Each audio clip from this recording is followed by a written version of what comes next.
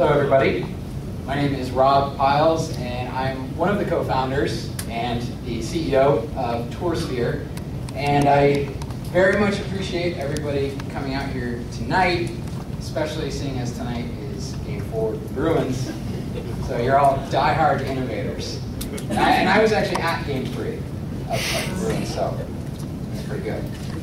So I'm going to tell you very briefly about TourSphere. And TourSphere was born in a farmer's field in County Galway, Ireland, just a couple of years ago. I was on a hiking trip, and I was all by myself, hiking through this field, and I turn a corner, and lo and behold, there is this incredible, crumbling castle in front of me.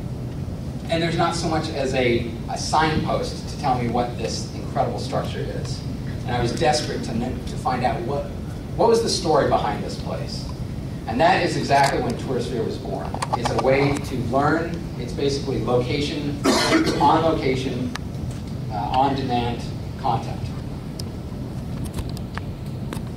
Specifically for museums and tourism destinations. So smartphones and smartphone applications have become very popular. If you go to a museum or you go to a city, you know, it's very common to be able to download an app, and it kind of gives you a self-guided tour of that destination. It's very interactive, and for museums in particular, you guys know the kind of old-fashioned audio tours. You know, you buy your ticket, they give you like a wand kind of thing.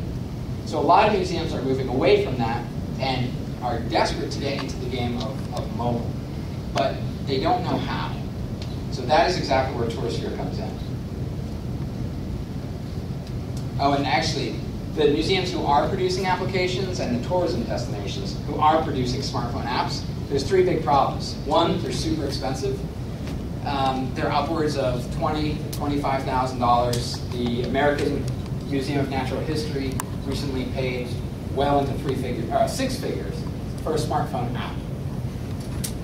Next, once the museum or the city has the app, they can't really make updates. It's a stagnant system. They don't have a content management system to update their app. And then lastly, a lot of them are platform specific, so it's just an iPhone application. And it doesn't, if you have an Android or a BlackBerry, you're out of luck. So TourSphere solves all of these problems. It is the first app builder specifically for tourism and museums, tourism sites and museums, that non-technical people, so like a museum curator or a tourism official, can actually go to the TourSphere website and using our very easy drag and drop interface, create their own smartphone application from scratch. So it's actually, and another great thing about this is that it works on all platforms. So as long as your phone has a full internet browser, even if you have, if it's a tablet device, a TourSphere app will work on your phone.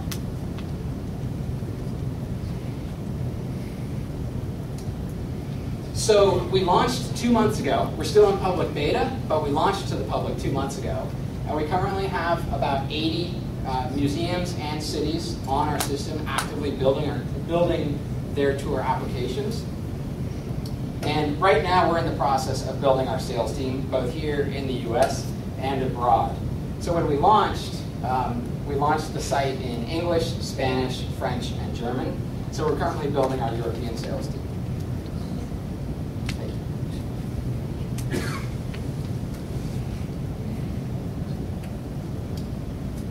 So actually, one thing I want to mention is how do we make money before I get to the final slide. The business model is very simple. So it's absolutely free to build the application. It's also free to test the app. When they decide, when the museum or the city decides, all right, this app looks great, we're going to go ahead and publish it, it's a monthly subscription model. So they completely avoid the huge upfront figure of developing an app and instead pay a very small monthly fee. And they get updates to the system. We're constantly rolling out new features, and all of those new features are included with a TourSphere subscription. So that's it. Again, I'm Rob Piles, and if anybody has any questions, please fire away. Is the monthly fee the same to to the City of New York as it is to the Concord Public Library? It is. So right now, the monthly fee, it's just a flat rate. It's $3.99 a month. So it's $399 a month.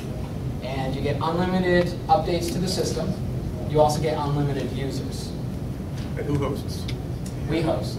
And it's one tour for that $400? That's correct. Yep.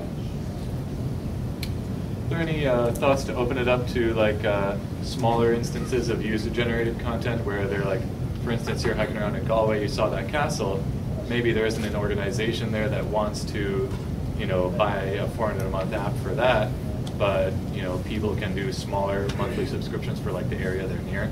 It's something we're thinking about. There are some applications out there right now that do something like that, but we really saw a need, particularly for like a business-to-business. Yeah. There are some apps meeting, like performing that function for individuals, but there's nothing out there providing it for businesses. Yeah. You mentioned that it's not platform specific, and also that you guys would be hosting the different pages and what have you. So if I'm touring through Europe like you are, does this require a constant connection in order for me to access the app? Or is it something that works offline? So when the museum or the city publishes their app, it publishes as a web app. So it's, if you have Wi-Fi or 3G connections, you can use the app. But the museum or the city also has the option to publish as a native app if they want to. Oh, okay. For a small additional fee. Right.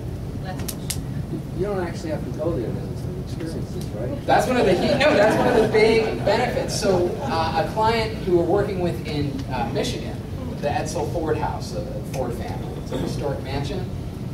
They're a very popular regional attraction, but you know, beyond Michigan, nobody really knows them.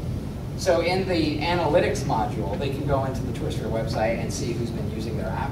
They had people in Azerbaijan, Singapore, Malaysia, Egypt, and so the folks at the Ford House are just thrilled that it's sort of a museum without walls.